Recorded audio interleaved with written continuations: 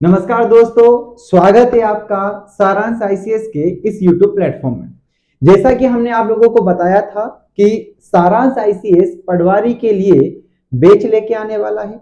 उसी क्रम में आज की जो वीडियो है वो पटवारी पद को लेकर, पटवारी परीक्षा से संबंधित सिलेबस को लेकर और पटवारी परीक्षा की तैयारी के लिए कौन कौन सी रणनीतियां होनी चाहिए उस पर केंद्रित ये आज का वीडियो है। हमारी जो टीम है वो आपको बेहतर तैयारी के लिए प्रतिबद्ध है। जानकारी के लिए मैं बता दूं, मेरा नाम ललित वैरागी है और वर्तमान में मैं पटवारी पद पर ही कार्यरत हूं।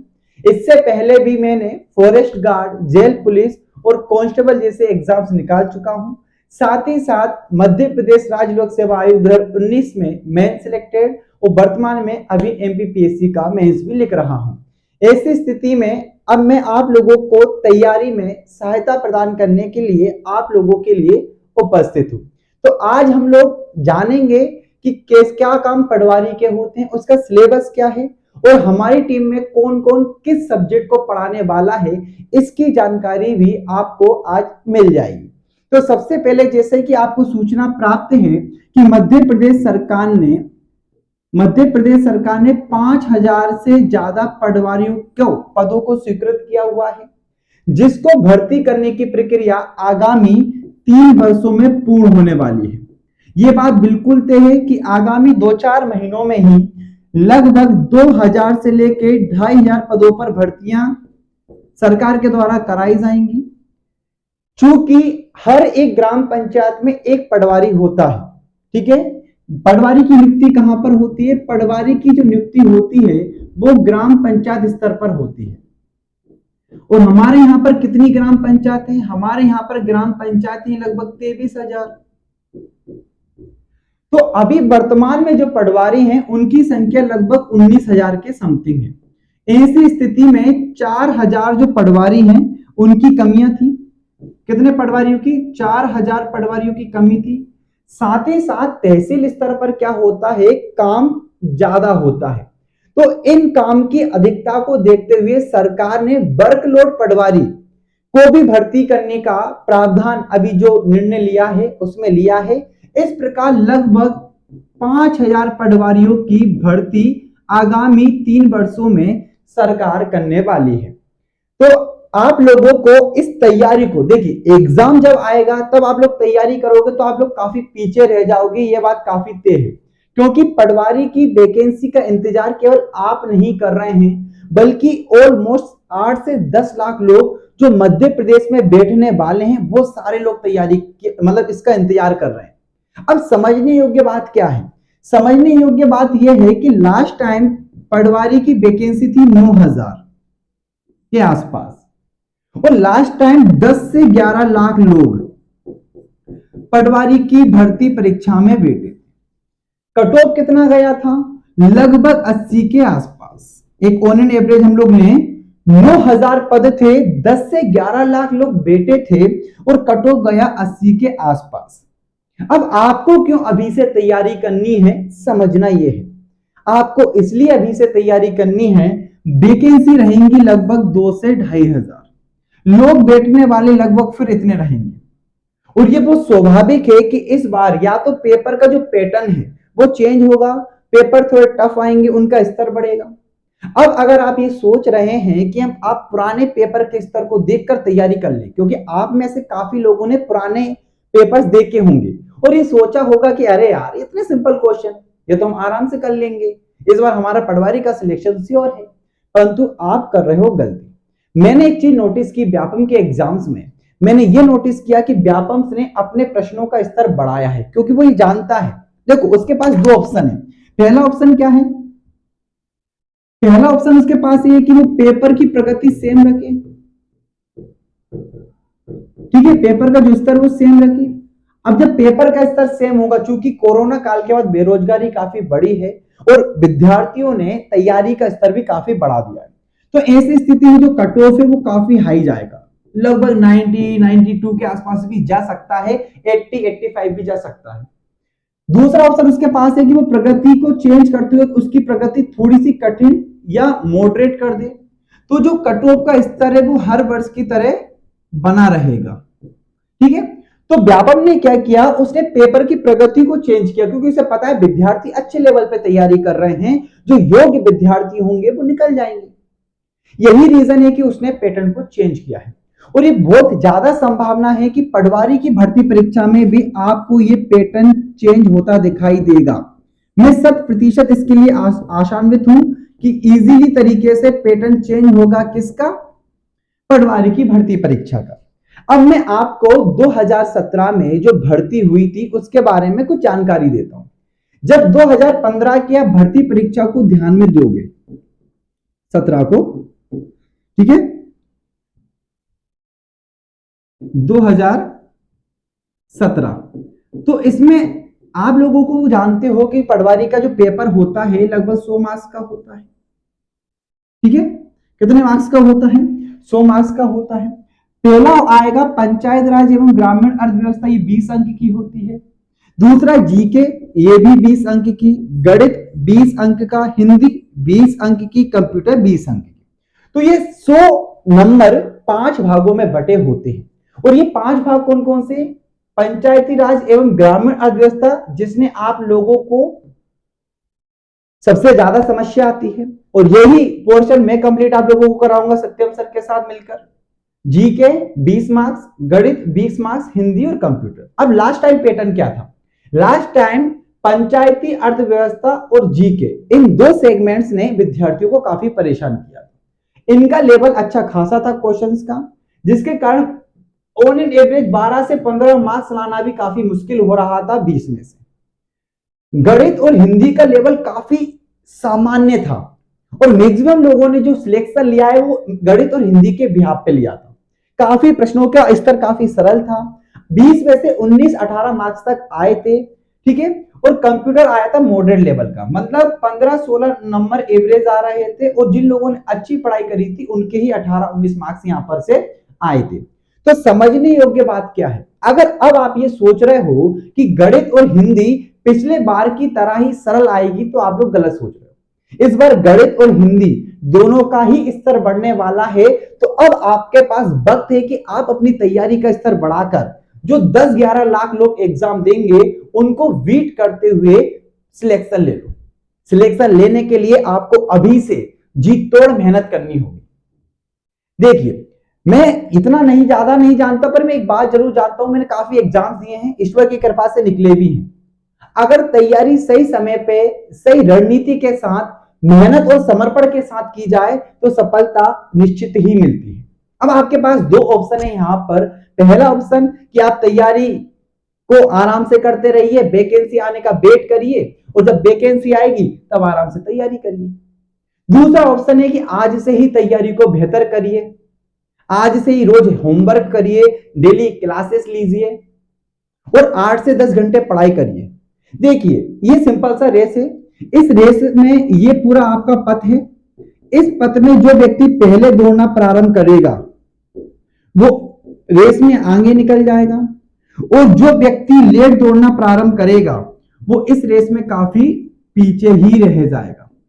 तो मैं आप लोगों से यही कहूंगा कि इस रेस को अभी से स्टार्ट कर दीजिए। जब सामने हम लोगों को पता है कि हम ये चीज कर सकते हैं, तो आज से ही स्टार्ट करिए। सिलेबस को आप लोगों को मैं समझा चुका हूं। देखिए, पंचायती राज, अब पंचायती राज और ग्रामीण अर्थव्यवस्था आखिरकार इसे ऐड क्यों किया गया है, इसको समझ लेते हैं। देखिए, पटवारी जो पद है, पटवारी जो है, इसकी भर्ती व्यापम मतलब पीवी के द्वारा कराई जाती है, और ये जो है वो तृतीय श्रेणी कर्मचारी है। ठीक है, पटवारी बेसिकली एक फील्ड जॉब है। पटवारी की जो नियुक्ति होती है वो होती है कहां पर? ग्राम पंचायत में। कहां पे होती है? बेसिकली हल्का में होती है, और एक हल्का कहां पे होती है? पटवारी यहां पे काम करता है, उसे क्या कहा जाता है? हल्का कहा जाता है। और एक हल्का सामान्यतः एक ग्राम पंचायत होती है। ग्राम पंचायत के अंतर्गत 2 या 2 से अधिक गांव आ सकते हैं। तो सामान्यतः पटवारी का जो काम है वो गांव के क्षेत्र में होता है, ग्रामीण क्षेत्र में होता है।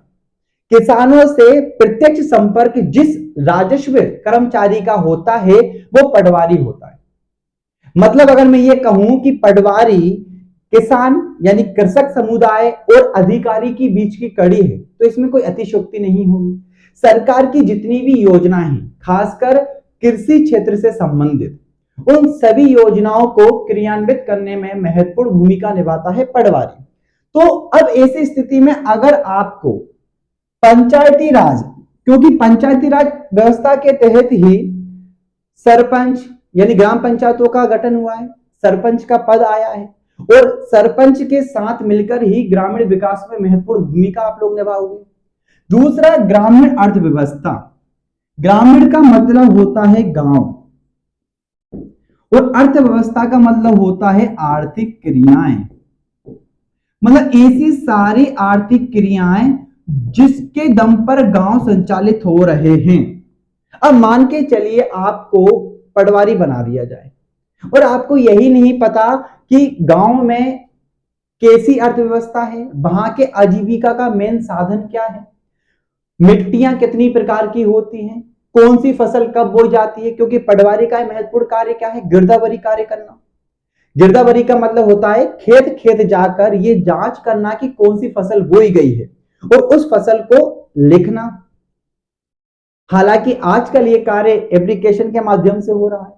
अब आपको ये नहीं पता कि पशुधन में क्या क्या होता है, गाय कौन सी होती है, ठीक है। तो ग्रामीण अर्थव्यवस्था, कुटीर उद्योग क्या है, लघु उद्योग क्या है, किन अर्थव्यवस्था या किन आर्थिक क्रियाओं के इर्द गिर्द कोई भी गांव विकास करता है, उसकी आर्थिक क्रिया संचालित होती हैं, वो सारी चीजें हम लोग ग्रामीण अर्थव्यवस्था में पढ़ते हैं। और आप विश्वास रखिए कि आप पंचायती राज और ग्रामीण अर्थव्यवस्था इतना अच्छा कर लोगे कि आप मैक्सिमम मार्क्स इसमें ज्ञान प्राप्त कर पाओगे। मेरा उद्देश्य है कि हम लोग कम से कम 18 to 19 मार्क्स इसमें हम लोग टारगेट करेंगे। आपको अतिशयोक्ति लग रही होगी, पर ये बिल्कुल भी अतिशयोक्ति नहीं है। मैं आपको बताऊंगा कि आप लोग कहां गलती करते हो, मार्क्स आपके कहां पर कम आते हैं, ठीक है। कुछ हुआ नहीं है, मैं इतने ऑब्जेक्टिव क्वेश्चंस इतना याद करा देंगे हम आपको कि आपको शायद ही कहीं दिक्कत आए। दूसरा है जीके। अब जीके 20 अंक का दिया हुआ है। लास्ट टाइम जब जीके आया था तो जीके के नाम पे केवल एमपी पूछा गया था। जीके के नाम पे क्या पूछा गया था? केवल एमपी जीके। अब इस बार क्या एमपी जीके अकेला आएगा या एमपी के साथ साथ अन्य पार्ट्स को भी वो कवर करेंगे, ये देखना होगा। परंतु सबसे ज्यादा फोकस हमारा रहेगा वो एमपी जीके पे ही रहेगा। उसका गणित 20 मार्क्स, गणित, हिंदी और कंप्यूटर, ये 3 ऐसे सब्जेक्ट हैं जो आपके सिलेक्शन को श्योर करेंगे। इन 3 सब्जेक्ट्स पर कमांड आपको सिलेक्शन दिलाएगी, क्योंकि ये ऐसे सब्जेक्ट हैं जहां फुल ऑफ फुल मार्क्स लाए जा सकते हैं, बशर्ते बहुत शानदार मेहनत करके। मेहनत, समर्पण के साथ इन 3 सब्जेक्ट्स में बेहतर मार्क्स लाए जा सकते हैं। हिंदी 20 अंक की रहेगी, ये सब्जेक्ट भी मेरे द्वारा पढ़ाया जाएगा। कुछ क्लासेस में डिजिटल बोर्ड के माध्यम से लूंगा, कुछ क्लासेस में जूम के माध्यम से लूंगा। बाकी हमारी फैकल्टी जूम और डिजिटल बोर्ड दोनों ही माध्यम से आपकी क्लासेस लेंगे। कंप्यूटर सुजीत सर के द्वारा पढ़ाया जाएगा, ये भी 20 अंक का होगा और सबसे पहले हम इसकी ही क्लासेस आपकी स्टार्ट करेंगे ताकि एक लोड आप लोगों का कम हो जाए, ठीक है। तो समझ में आ गया कि पटवारी का पद कैसे जुड़ा हुआ है, ग्रामीण समुदाय से जुड़ा हुआ है, कृषकों से प्रत्यक्ष रूप से जुड़ा हुआ है। और इसका जो मूल कार्य होता है वो जो भू अभिलेख होते हैं, जैसे खसरा, खतौनी, आपने नाम सुने होंगे। भू अभिलेखों को संधारित करना, नामांतरण, बंटवारा वगैरह में रिपोर्ट लगाना, गिरदावरी कार्य करना, ये सब कार्य होते हैं पटवारी के गांव में। गांव में कोई भी घटनाएं होंगी वो सारे कार्य कौन करता है? पटवारी ही करता है, ठीक है। आपका जो ग्रेड पे है, आपका जो बेसिक वेतन रहेगा, ठीक है, वो 20,200 से है, 5,200 से लेके, ठीक है। और आपका जो ग्रेड पे रहेगा वो 2100 ग्रेड पे रहेगा। परंतु कमलनाथ सरकार ने एक नियम में संशोधन किया जिसके तहत अब कोई भी तृतीय श्रेणी जो कर्मचारी होगा उसकी नियुक्ति जब व्यापम से होगी तो उसे पहले वर्ष कुल सैलरी का 70%, दूसरे वर्ष कुल सैलरी का 80% और तीसरे वर्ष कुल सैलरी का 90% आपको मिलेगा। और जो परिवीक्षा अवधि है वो भी 2 वर्ष से बढ़ाकर कितने वर्ष कर दी गई है? 3 वर्ष कर दी गई। तो ये बात आप लोग स्पष्ट रखिएगा कि आपकी जो सैलरी होने वाली है, जो वेतनमान होने वाला है, 7वां वेतनमान मध्य प्रदेश में लग चुका है और उस वेतनमान के हिसाब से पहले साल आपको जो सैलरी है वो लगभग 70% मिलेगी, दूसरे साल 80%, तीसरे साल 90%। इट मींस आपको पूरी सैलरी एक साथ नहीं मिलेगी और आपकी जो परिवीक्षा अवधि है वो भी लगभग 3 साल की अब होने वाली है। तो इतनी बात आपको समझ में आई पटवारी पद को लेकर। ठीक है, चलिए अब थोड़ा सा हम लोग आगे बढ़ते हैं। अब मेरी बात सुनिए कि आपको क्या करना है। मैं यही चाहूंगा कि आप में से केवल वही लोग एडमिशन लें, वही लोग पढ़ें जो हमारे साथ मेहनत कर पाए, क्योंकि ये शुरू से ही सारांश का विजन रहा है। जो स्टूडेंट्स हमारे साथ एमपीपीएससी के प्रिपरेशन कर रहे हैं, आप उनसे भी पूछिएगा कि हम मेहनत करने पे मजबूर कर देते हैं। अगर आप में 8 से 10 घंटे पढ़ने का सामर्थ्य नहीं है, आप में रोज होमवर्क करने का सामर्थ्य नहीं है, आप में जो होमवर्क हम लोग देंगे उसको याद करने का सामर्थ्य नहीं है, तो मैं आपको सलाह दूंगा कि आप ज्वाइन ना करें, क्योंकि हमारे यहाँ पे लापरवाही और अनुशासनहीनता का कोई मतलब ही नहीं है। तो ऐसी स्थिति में आपको क्या करना है ये आप लोग देख लीजिए। सबसे पहले डेली क्लासेस, रेगुलरिटी सबसे ज्यादा जरूरी है, नियमितता सबसे ज्यादा जरूरी है। आप कोई भी क्लास बंक नहीं मारोगे, क्योंकि क्लासेस बंक करना इट मींस आप अपने सिलेक्शन से दूर जाओगे। तो सबसे पहला काम आप लोगों को डेली क्लासेस लेना है। दूसरा क्या करना है, कंप्लीट होमवर्क, और ये बहुत ज्यादा अनिवार्य काम है। आपको रोज व्यापक स्तर पर होमवर्क मिलेगा और उस होमवर्क को याद करना पड़ेगा। पहले पूछा जाएगा, देन आपसे आगे क्लासेस के लिए बढ़ा जाएगा। तो दूसरा काम आप लोगों को क्या करना है, कंप्लीट होमवर्क। तीसरा, डेली 6 to 8 आवर्स स्टडी। ये बहुत कंपलसरी, कंपटीशन काफी बढ़ रहा है, इतनी पढ़ाई तो आपको करना ही पड़ेगा। साथ ही साथ रिवीजन एंड प्रैक्टिस क्वेश्चन, ये मैं सबसे ज्यादा महत्वपूर्ण, अति महत्वपूर्ण मानता हूं। विदाउट रिवीजन आप लोगों का सिलेक्शन संभव ही नहीं है। होता क्या है, एग्जाम में हम लोग रिवीजन नहीं करते। लैक ऑफ रिवीजन के कारण जो सरल क्वेश्चन या ऐसे क्वेश्चन जिनको हमने 1-2 बार पढ़े थे, वो क्वेश्चन हम लोग गलत करके आ जाते हैं और हमारा जो सिलेक्शन है वो 2-3 मार्क्स से रह जाता है। घर आके हम लोग ये कहते हैं कि काश वो 2-3 क्वेश्चन में जो सरल गलत करके आया, गलत नहीं करता तो आज पटवारी होता। और इसको दूर करने का सबसे बेहतर उपाय है रिवीजन एंड प्रैक्टिस क्वेश्चन। 15,000 से ज्यादा क्वेश्चंस तो हम लोग लगवा देंगे। और रिवीजन का ऐसा है कि जब भी हम लोग पढ़ाने आएंगे तो प्रीवियस क्लास का क्या कराएंगे, रिवीजन। क्या कराएंगे, रिवीजन कराएंगे। पर ये इंश्योर आपको भी करना है कि आप भी प्रॉपर रिवीजन करो, तब जाके ये चीजें बेहतर हो पाएंगी। हम बेहतर रणनीतियां आपके साथ बनाएंगे, हम डेली निगरानी कर स्ट्रेटजी बनाकर और बेहतर परिणाम प्राप्त करेंगे। आपके डाउट सेशंस लेंगे, जो समस्या आएंगी उनको क्लियर करेंगे। ठीक है, तो इस बैच के लिए आप लोगों को इतना करना ही होगा। जैसा कि आप जानते हो हमने फीस काफी कम रखी है, पर यह फीस केवल शुरुआती 50 स्टूडेंट के लिए है, 999 रुपया। उसके बाद इसकी फीस बढ़ जाएगी और ये लगभग 1499 या 1999 हो जाएगी। तो ये आप इंश्योर कर लीजिए कि आप अपना एडमिशन टॉप 50 स्टूडेंट्स के अंतर्गत ले लें। चलिए, अब हमारी रणनीति क्या है। एग्जाम निकालने का सबसे शानदार तरीका होता है कि आप जो चीज पढ़ रहे हो वो आपके एग्जाम के अनुरूप हो। इट मींस आप क्या पढ़ रहे हो और एग्जाम में क्या आ रहा है, इसके बीच एक संतुलन होना बहुत ज्यादा जरूरी है। संतुलन कब आएगा, संतुलन 2 तरीके से आ सकता है। या तो हम लोग हमारे अनुभव के आधार पे आप लोगों को वो सटीक क्वालिटी कंटेंट अवेलेबल करा दें, या आप लोग इतने वर्षों से पढ़ाई कर रहे हो कि आप लोग खुद एक अनुमान लगा लो कि यार ये चीज हमारे काम की है, ये चीज हमारे काम की नहीं है। क्योंकि अनुभव काफी हो चुका है अब, तो ये इंश्योर रहिएगा कि आपको जो विशेष सामग्री, इट मींस जो आपको कंटेंट मिलने वाला है वो काफी सटीक गुणवत्ता युक्त मिलने वाला है। और मुझे पूरा विश्वास है कि हमारे काफी क्वेश्चंस हमारे पाठ्य सामग्री में से ही आ जाएंगे, आपको कहीं और नहीं भटकना है। मार्केट में जितनी भी बुक्स अवेलेबल होंगी उन सारी बुक्स का शानदार निचोड़ आपको अवेलेबल कराया जाएगा, इसकी गारंटी मैं ले रहा हूं। ठीक है, दूसरा क्या है कि जब भी हम कोई टॉपिक पढ़ाएंगे, टॉपिक के बाद प्रैक्टिस क्वेश्चंस। देखिए आप लोग कितनी ही पढ़ाई कर लीजिए, जब तक प्रैक्टिस क्वेश्चंस आप लोग नहीं लगाएंगे तब तक ये बात याद रखिए कि आपको ये पता नहीं चल पाएगा कि आपकी तैयारी कैसी चल रही है। तो जो टॉपिक पढ़ाने के बाद क्वेश्चंस होंगे वो तो हम आपको कराएंगे ही कराएंगे, ठीक है, परंतु आपको भी अपने स्तर पे प्रैक्टिस क्वेश्चंस लगाना है। 15,000 से ज्यादा प्रैक्टिस क्वेश्चंस हम लोगों का लगवाने का लक्ष्य है ताकि मैक्सिमम प्रश्न हमारे ही वीडियो लेक्चर से आ जाए। और कॉन्सेप्ट्स, ये एन आएगा यहाँ पे, कॉन्सेप्ट के साथ याद कराना, ये मेरी क्लास की सबसे ज्यादा खासियत होती है कि मैं मैक्सिमम चीजें क्लास में ही याद करा देता हूं। आपको केवल 15 मिनट बस मेरा सब्जेक्ट पढ़ना रहेगा, मैक्सिमम चीजें हमारे जो टीचर्स है वो आपको यहीं पर याद करा देंगे। एक एक कॉन्सेप्ट, केवल कॉन्सेप्ट नहीं समझना बल्कि रटना भी है, क्योंकि एट द एंड एग्जाम तो उसी से निकलेगा। तो ना केवल हमें समझना है बल्कि हमें रटना है, और रटाने की जिम्मेदारी हमारी रहेगी। आप उसके लिए बिल्कुल निश्चिंत रहे। तो रणनीति आप लोग बिल्कुल समझ गए होंगे। डेली क्लासेस चलेंगी, 2 क्लासेस डेली चलेंगी, ठीक है। चूंकि अब मैं जॉब में हूं तो ऐसी स्थिति में डिजिटल बोर्ड पे मेरी क्लासेस सैटरडे संडे को रहेगी, और जूम के माध्यम से मैं आप लोगों से जुड़ता रहूंगा। रोज रणनीतियां बनाएंगे, मोटिवेशन लेवल हम अपना शानदार रखेंगे, ठीक है।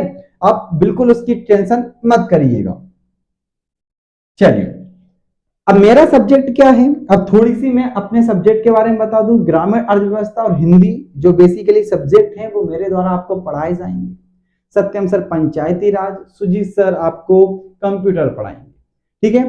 तो ऐसी स्थिति में हमें यह समझना होगा कि आखिरकार ग्रामीण अर्थव्यवस्था जिसको आपने हवा बना रखा है उसके अंतर्गत कौन कौन सी चीजें आती हैं।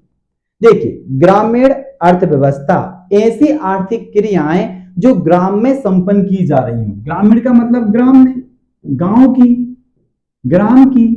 और अर्थव्यवस्था क्या होता है, आर्थिक गतिविधियां, आर्थिक गतिविधियां। और आर्थिक गतिविधियां क्या होती है, जिसका संबंध पैसे से हो, मतलब जिससे ग्रामीण लोगों को क्या मिलता हो, पैसा मिलता हो, या जो पैसे कमाने में महत्वपूर्ण भूमिका निभाती हो। ऐसी अर्थव्यवस्था को ही तो ग्रामीण अर्थव्यवस्था कहेंगे। ग्रामीण मतलब गांव की, अर्थव्यवस्था मतलब आर्थिक क्रियाकलाप।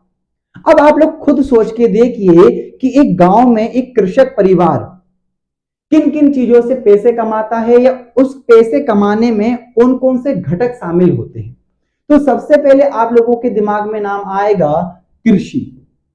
सबसे महत्वपूर्ण आय का जो स्रोत है वो कृषि है। कृषि 3 तरीके से फसल ली जाती है, रबी की फसल, खरीफ की फसल, जायद की फसल। और विभिन्न प्रकार की फसलों को बोकर कृषक अपनी आय सृजित करता है। तो ग्रामीण अर्थव्यवस्था में सबसे पहले हमें वो बेहतरीन तरीके से पढ़ना है, वो मध्य प्रदेश की कृषि पढ़ना है। और न केवल इसलिए पढ़ना है बल्कि इसलिए भी पढ़ना है कि मध्य प्रदेश क्या है, एक कृषि प्रधान राज्य है। दूसरा, आपने पशुपालन करते भी देखा होगा, भैंसे, बकरियां, गाय, दूध उत्पादन होता है। तो पशुपालन और मत्स्ययन ये भी ग्रामीण अर्थव्यवस्था का एक महत्वपूर्ण आधार है। तो दूसरा टॉपिक जो इसके अंतर्गत आएगा वो आएगा मध्य प्रदेश में पशुपालन और मत्स्ययन। भूमि सुधार, भूमि सुधार क्यों जरूरी है भैया? भूमि सुधार इसलिए, मृदा अपरदन का नाम आप लोगों ने सुना होगा, चकबंदी, हदबंदी, ये सब आप लोगों ने सुना होगा। पटवारी जब बनोगे तो और सुनना पड़ेगा। अब गलतियां कहां से होती है? गलतियां यहां से होती है कि आप लोग जब पढ़ाई करते हो तो आप इन चीजों को छोड़ देते हो। क्यों? क्योंकि ये चीजें हमें आसानी से समझ में आती नहीं, और फिर क्वेश्चन एग्जाम में आ जाता है। अब समस्या ये है कि हदबंदी, चकबंदी आप लोगों को पता होना चाहिए। सहकारी कृषि क्या है, कृषि की विभिन्न पद्धतियां क्या होती हैं, ये पता होना चाहिए, क्योंकि आप पटवारी बनने वाले हो। परंतु आपको पढ़ाते वक्त ये चीजें या तो छोड़ दी जाती है, आपके द्वारा नहीं पढ़ी जाती, तो 1-2 मार्क्स का डिफरेंस तो यहीं पर आ जाता है। परंतु हम ये इंश्योर करेंगे कि अपन हर चीज बहुत बखूबी तरीके से करें। मध्य प्रदेश में मृदा, क्योंकि कृषि किस पे की जाती है? मृदा पे की जाती है, क्योंकि अलग अलग मृदा अलग अलग कृषि के लिए फेमस है। जैसे कपास है, कपास के लिए कौन सी मृदा फेमस है? काली मृदा, ठीक है।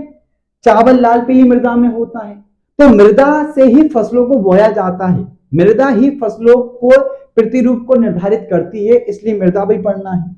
मध्य प्रदेश में वन, वन एक महत्वपूर्ण घटक है ग्रामीण अर्थव्यवस्था के।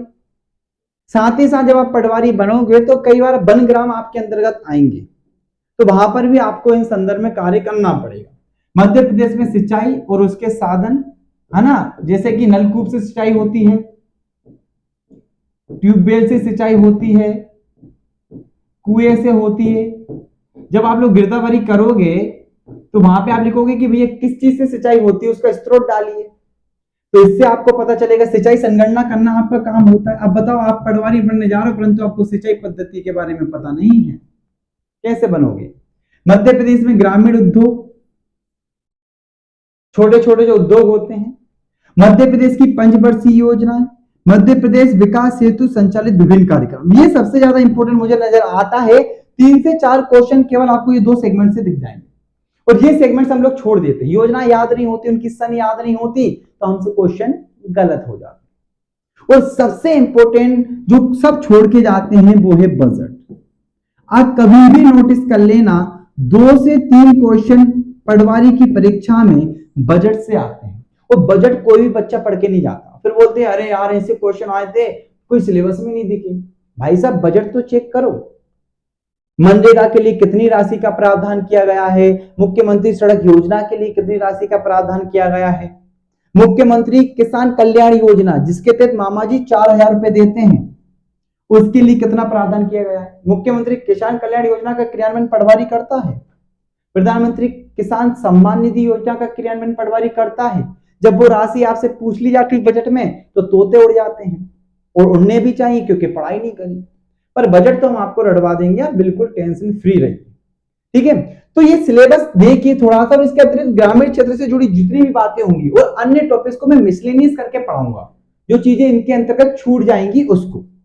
तो इतने सारे टॉपिक्स को हमें ग्रामीण अर्थव्यवस्था के बारे में पढ़ना है। क्लियर है? चलिए, अब सबसे पहला टॉपिक क्या आएगा? कृषि आएगा। मैं अभी भी बता रहा हूं, मैं आपको पढ़ाऊंगा बिल्कुल शानदार फैक्चुअल प्लस कॉन्सेप्चुअल। फैक्चुअल के साथ आपको क्या मिलेगा? कॉन्सेप्ट। बिल्कुल मैं एक एक चीज बताऊंगा, कैसे, क्यों, कब। ये होते हैं कॉन्सेप्ट, और जो फैक्ट होते हैं वो वन लाइनर होते हैं, उनको हम रटेंगे। तो दोनों ही चीजें हम बड़े बेहतर तरीके से कंप्लीट कर लेंगे। कॉन्सेप्ट इसलिए ताकि अगर कोई फैक्ट मिस हो तो आप एक अनुमान के आधार पे, एक समझ के आधार पे उस आंसर को लगा सको, क्योंकि 20 के 20 क्वेश्चन फैक्चुअल आए जरूरी नहीं है। दूसरा, फैक्ट इसलिए रखना है क्योंकि एग्जाम में फैक्ट ही काम आने वाले हैं। तो कृषि के अंतर्गत सबसे पहले प्रस्तावना, पृष्ठभूमि में आप लोगों को बताऊंगा मध्य प्रदेश में कृषि की क्या स्थिति है, मतलब इसमें जीडीपी जो है मध्य प्रदेश की स्टेट जीडीपी, उसमें क्या योगदान है। मध्य प्रदेश 8 बार कृषि कर्मण अवार्ड जीत चुका है, मतलब कृषि में तो हम झंडे गाड़ रहे हैं। और लास्ट टाइम गेहूं के उपार्जन में हम पहले स्थान पे थे। गेहूं की खरीदी में मध्य प्रदेश भारत में पहले स्थान पे है, और लगभग 8 बार कृषि कर्मण अवार्ड जीत चुका है। शानदार बात है। कृषि कैबिनेट गठित करने वाला मध्य प्रदेश पहला राज्य है। कृषि कैबिनेट गठित है हमारे यहाँ पे। अब देखो इतने शानदार शानदार फैक्ट है हमारे पास, तो स्थिति देखना है हमें मध्य प्रदेश में क्या। फिर मध्य प्रदेश में भूजोत क्या है, भूजोत क्या होती है, भूजोत के प्रकार क्या होते हैं, और मध्य प्रदेश में आखिरकार कम उपलब्धता क्यों है, और भूजोत कम होने के इंपैक्ट क्या पड़ते हैं, उस पर भी चर्चा करेंगे।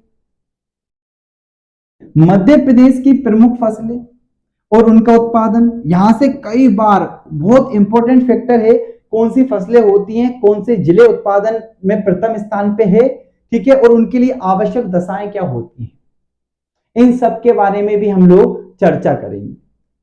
विभिन्न क्रांतियां, हरित क्रांति, नीली क्रांति, पीली क्रांति, इन सब के बारे में रट मारेंगे, बिल्कुल टेंशन मत लीजिएगा। आज तो बहुत नॉर्मल क्लास है, आपको हंसी मजाक भी ज्यादा नहीं कर रहा हूं क्योंकि वीडियो लंबी हो जाएगी। रेगुलर क्लासेस में हंसी मजाक भी होगी और बहुत शानदार तरीके से पढ़ाई भी, डांट भी मिलेगी, शाबाशी भी मिलेगी। मध्य प्रदेश में प्रमुख कृषि अनुसंधान संस्थाएं, एक क्वेश्चन यहां से पक्का मानिए 110%। मध्य प्रदेश में कृषि जलवायु क्षेत्र, लास्ट टाइम पूछा था मध्य प्रदेश में कितने कृषि जलवायु क्षेत्र हैं, और मध्य प्रदेश में 11 कृषि जलवायु क्षेत्र। हालांकि छत्तीसगढ़ के कृषि जलवायु क्षेत्र को भी काउंट कर लिया जाता है क्योंकि 2000 से पहले इनका निर्धारण हो गया था, तो 11 कृषि जलवायु क्षेत्र हैं। फिर मध्य प्रदेश में जैविक कृषि की क्या स्थिति है? मामा जी भैया बहुत बढ़ावा दे रहे हैं जैविक कृषि को। अभी उन्होंने शपथ ली है कि मैं शिवराज सिंह चौहान अर्थात मुख्यमंत्री 5 एकड़ खेती पे प्राकृतिक कृषि करूंगा। तो जैविक कृषि क्या होती है? ऐसी कृषि जिसमें रासायनिक उर्वरकों का न्यूनतम प्रयोग हो और जैविक घटकों से की जाए, जैविक कृषि कहलाती है। तो मैं बताऊंगा कि मध्य प्रदेश में जैविक कृषि नीति कब आई थी? 2011 में आई थी, तो हम उसके बारे में भी चर्चा करेंगे।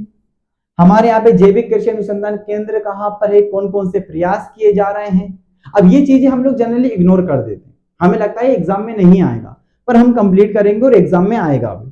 और कृषि की विभिन्न पद्धतियां, सहकारी कृषि क्या होती है, कॉन्ट्रैक्ट फार्मिंग क्या होती है, स्थानांतरित कृषि क्या होती है, इन सब के बारे में जानकारी लेंगे। और कृषि क्षेत्र में विभिन्न कार्यक्रम, बलराम ताल योजना, भावांतर भुगतान योजना, मुख्यमंत्री कृषि कल्याण योजना, बीज ग्राम योजना, सूरज धारा योजना, जितनी भी कृषि क्षेत्र में योजनाएं चल रही हैं उन सारी योजनाओं पर भी हम लोग चर्चा करेंगे।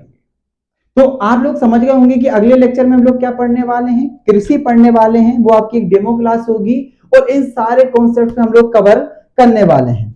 सारांश आईसीएस का ऐप डाउनलोड कर लीजिए और जुड़ जाइए और करिए तैयारी अभी से स्टार्ट।